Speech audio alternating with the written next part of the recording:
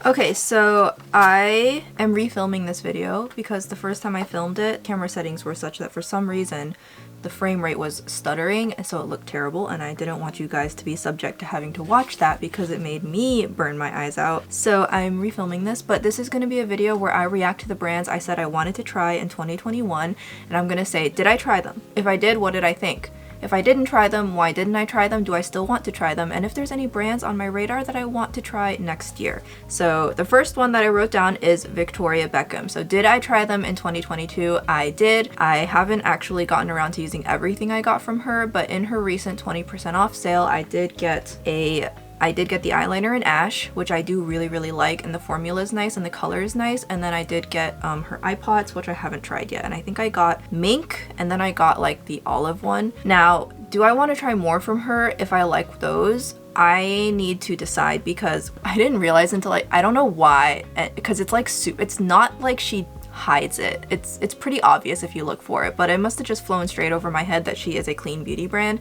I don't generally support clean beauty. I'm not gonna go out on a whim and say I refuse to support clean beauty, because then I would be a massive hypocrite, because I do have clean products in my collection, but I don't generally go out of my way to buy clean beauty because I don't want it to go bad in 3 seconds. So I'm gonna see how long these products last for before I make my decision. So if these go bad before next year ends, I don't think I'm gonna buy from her again, because I can't have that happening to my products.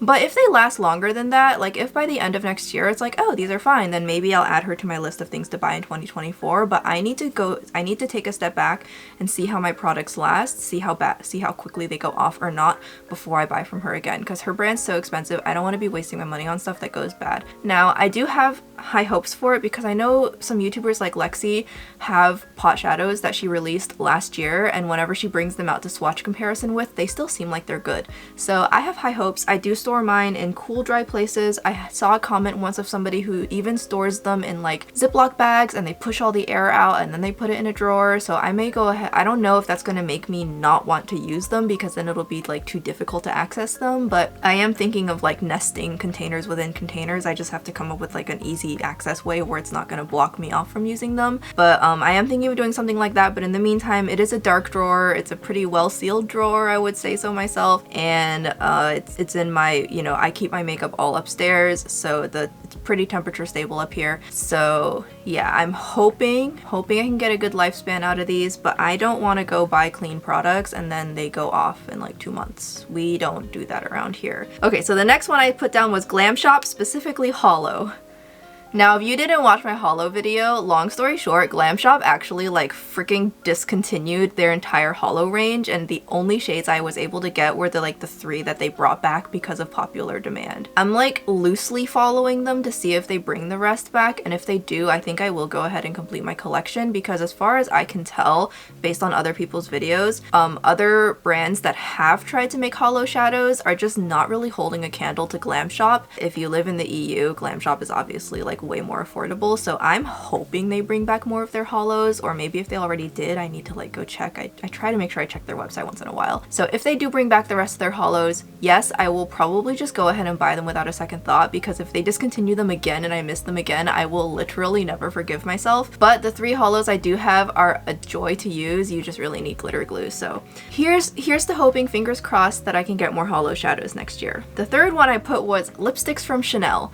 Now, I don't know why I put this down. I think why I put this down was because I kind of went on a luxury lip kick last year, and I'm like kind of still riding it, but then instead of buying Chanel, I ended up discovering YSL lips instead, and I have a pretty extensive YSL collection at this point, aided by the fact that YSL really likes to do buy one get one free lipsticks every so often. So I ended up not ever getting lipsticks from Chanel, because I do have a YSL collection of lipsticks. I like them all. I'm very happy with my collection and I do love it. And so because of that, my desire to try other luxury lipstick brands has kind of dropped off a cliff, because I really feel like, I mean, unless you're like receiving PR and it's your full-time job to review makeup, so you actually have the income stream to invest in products, I don't see how anyone can follow more than one luxury lipstick brand at a time. Like, I think YSL is going to be the limit for me, you guys. So I am not going to be trying Chanel lipsticks anytime soon because I like YSL right now. So, and I'm not made of money. Okay, next I put more indie brands. I specifically said M Cosmetics, Dandelions Company, Give Me Glow, JD Glow. I have, of course, eliminated JD Glow from this list without any argument because we support reproductive rights on this channel.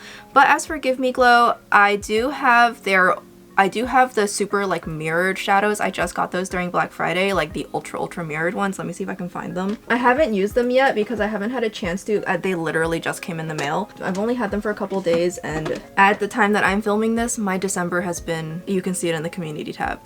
So I haven't used these yet, but it's pretty funny. You can actually see, literally just look at it in the palette without even seeing it swatched, and see, look at it on the camera.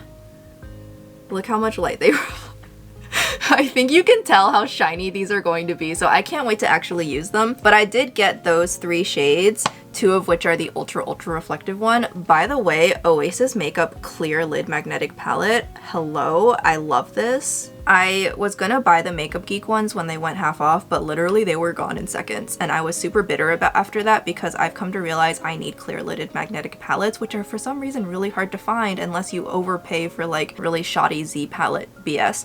So then Oasis Makeup messaged me when I was posting a comment asking if anybody knows where I can get a clear lidded palette, and this is off topic, but Oasis did message me and they were like, hey, try our thing. And she sent me a video saying that they weren't actually released yet, but if I wanted to buy them, I could, and she would just, you know, I could just buy them. And I was like, yes, I will buy them. So they were $35 each, and then I got 15% off, so they were expensive, but let me tell you, these things, you could throw it at somebody and kill someone with it. And on top of that, there are magnets on the lid holding the lid shut. So it's not like a plastic latch that you, well, me, would break because I'm apparently really good at breaking things. It's very solid magnets holding the lid together.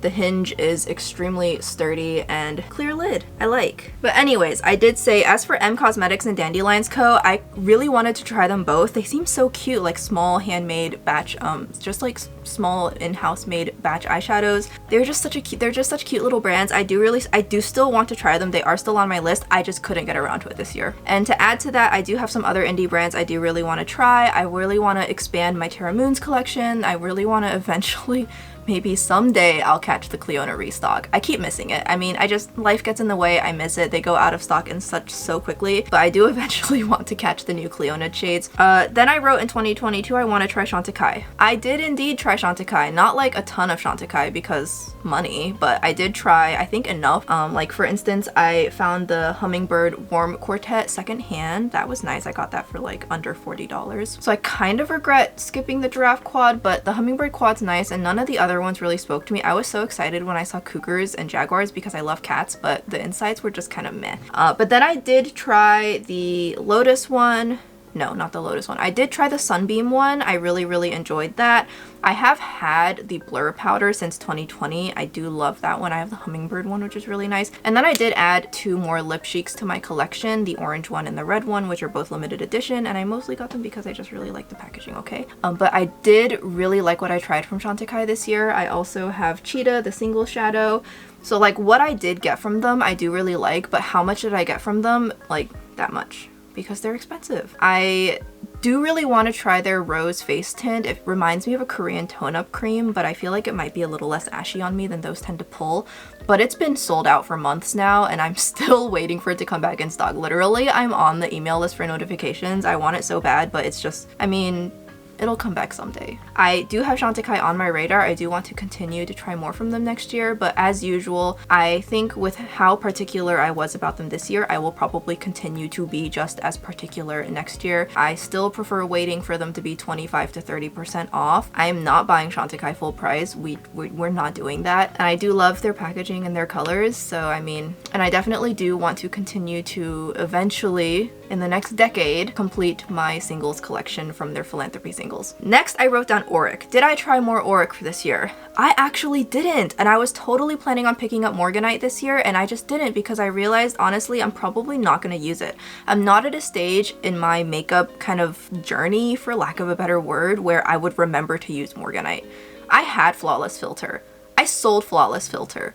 I eventually do want to repurchase Flawless Filter.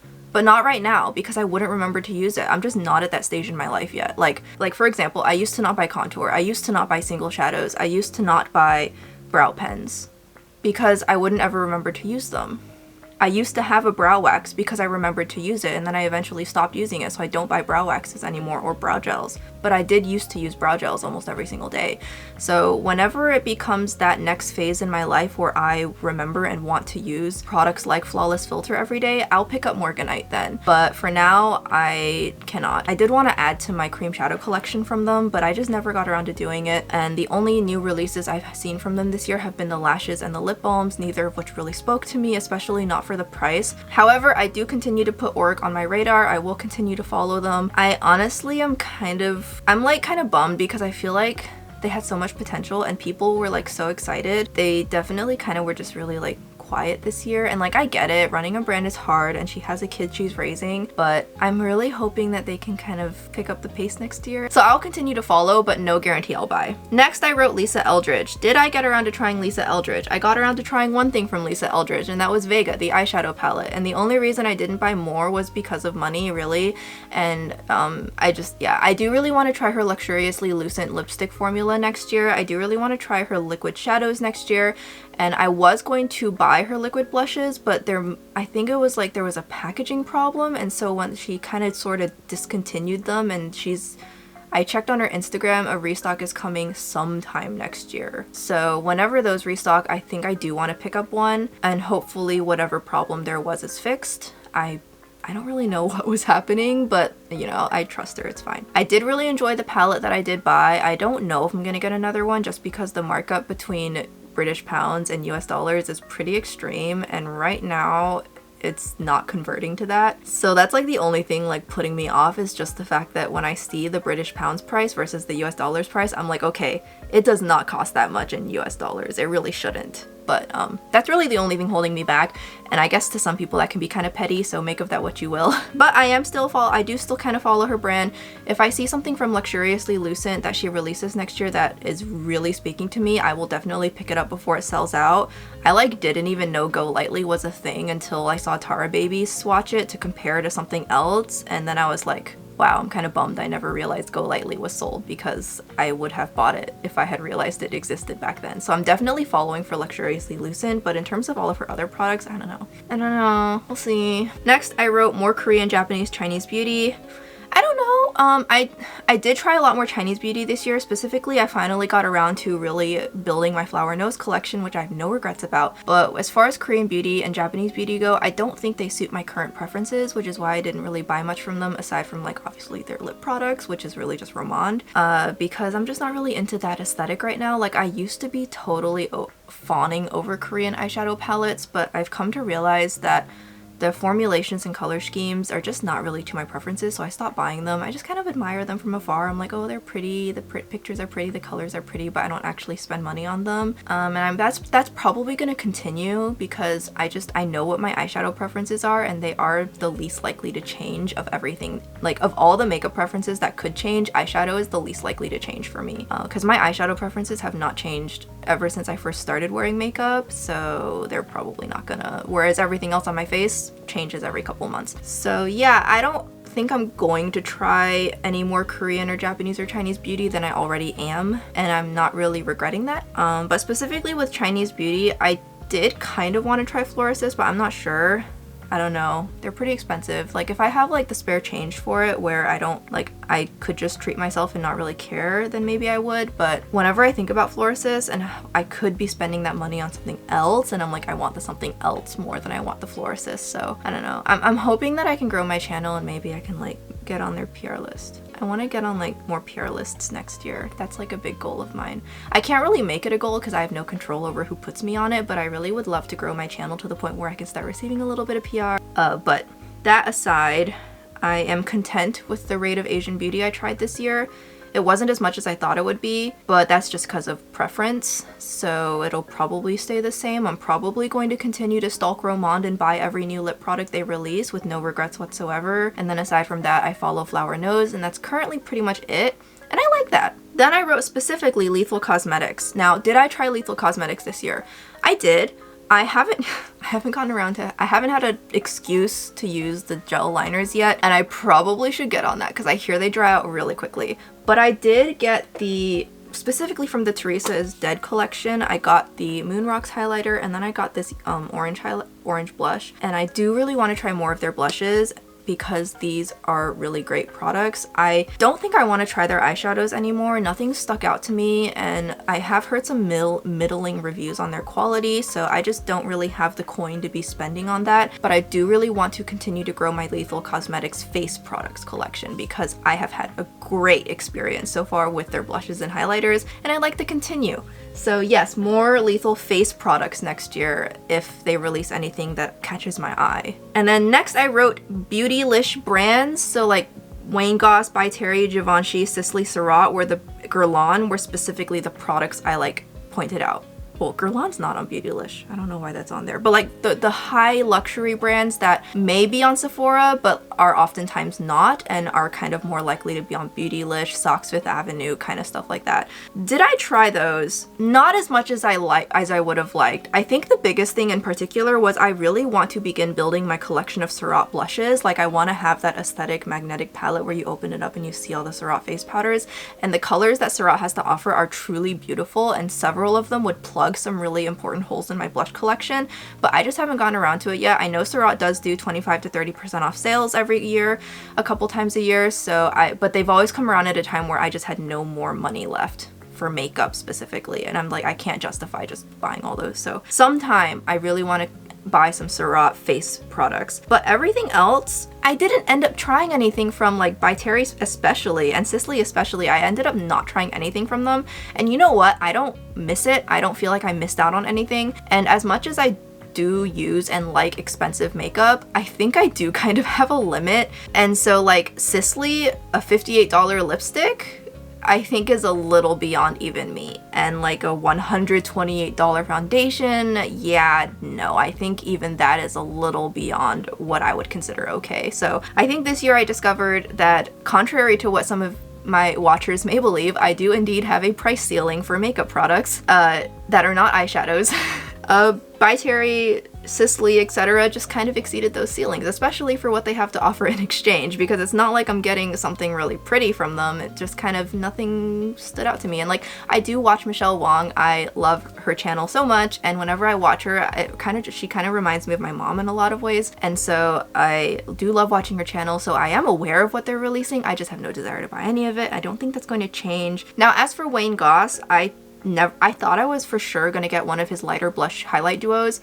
Never ended up getting it. Don't regret it. But as for like nicer makeup brushes, like I'm not getting Wayne Goss brushes, but I did get into Sonia G. I did get into Hakuhodo. I did get into Chikuhodo. I do really enjoy Refer.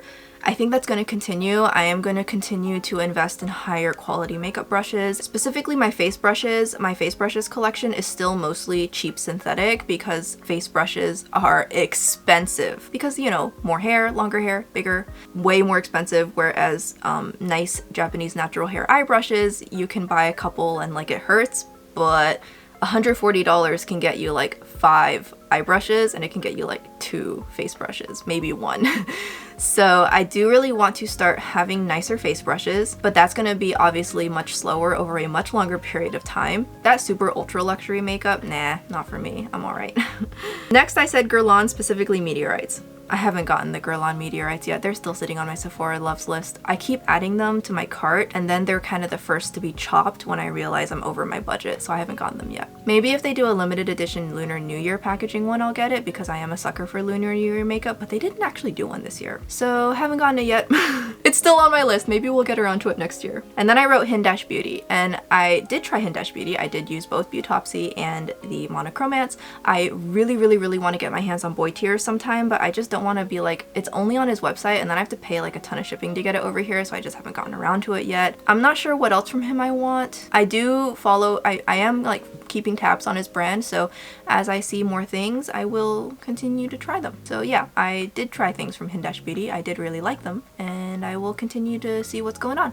So that was my list. That's kind of my update. And then like I'm trying to think if there's any other brands that were not on the list, this list, that I would like to try in 2023. And definitely the first that comes to mind is SUQQU. I got the loose powder from SUQQU and one of the lipsticks, and I am waiting for a collection to come that steals my heart, because I have been following them really closely, but I haven't seen a collection yet that really got me. But I am definitely waiting for that collection, and when it comes around I will likely buy it because I totally want to try more from SUQQU. I just have to wait until something comes and says be still my heart. I'm waiting for that. And then I did actually try quite a bit from Charlotte Tilbury this year, all things considered, and I think I would like to continue to try more from Charlotte Tilbury. And then I did actually, when Sephora had their second run of 20% off, I did actually get a quad that I am going to try very soon. So I'll be able to try my first ever Charlotte Tilbury quad, and we'll see if this was a complete waste of money or not. I picked Walk of No Shame. Photos are deceiving. I should have double checked my swatches. I thought this was going to be more of that pink to gold kind of themed palette, but it's actually super like pinky. We'll see if I like it. I don't know, but I will try that. And then let me think if there's anything else I want to try next year. I definitely want to use my singles collection more, but that's not so much trying brands as much as actually using my singles collection, which is completely unrelated. But I do definitely want to use my singles collection more, love on it more next year. So I'm really hoping that I am able to shop my stash a little bit more often. But other than that, I feel like I tried such a great range of brands this year. I don't really feel like I missed out on anything, and I feel like I had a really great range of brand variety. Like I had a lot of Sephora brands, I had a lot of Korean brands, I definitely had a lot of indie brands. Now I definitely know most of the makeup I try, I would never call it affordable, but I think honestly, all things considered, I did sneak in a few cheaper items this year, like a couple, you know, that aren't so bad compared. I swear there's something wrong with his feeder. It keeps making noises. I feel like it's gonna set itself on fire. I have to look at it like later. It keeps on making noises. I snuck in a couple of affordable things, okay? Like just a few. And I would say I want to continue to use more drugstore makeup, but honestly, I have very little interest in most of what comes out. It's so difficult to be able to access testers, first of all. It's very tricky to know what hasn't already been opened and swatched. Like you buy it, you get home and you realize it's been touched. I hate when I have to deal with that. A lot of it I feel like is really not olive undertone friendly, so I just don't even bother, especially complexion products like foundations, concealers, and powders. No thank you, especially for dry skin. No, just doesn't work. So I just kind of end up not really drifting towards drugstore. Drugstore lipsticks I thought about, but I try my best. I really do try my best to not buy too many lipsticks because God knows I need more lipsticks. And then drugstore blushes and bronzers. Again, I feel like drugstore bronzers just freaking suck. Like they don't look good on me at all.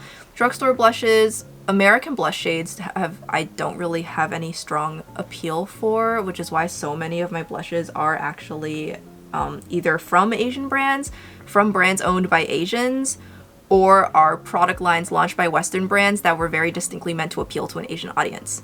That is the majority of my blushes, and I think there is a trend here. So I mostly just want to continue to increase my portfolio of like indie brands for you guys. Like I don't want to fall into the trap of buying a ton of private labeled eyeshadow palettes because indie brands are releasing a billion eyeshadow palettes these days. But I definitely do want to try more indie products for a wide variety of things. Yeah, I'm happy about that. So I think I had a really fun year makeup wise. Could I have bought less? Absolutely.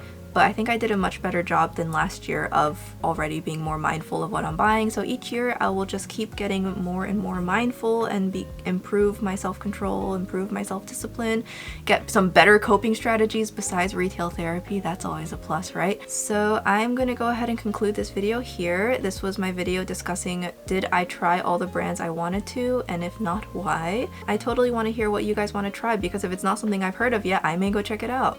Who knows? I hope you guys enjoyed this little talky video. I did film this look. If it's not already up, it will be up soon.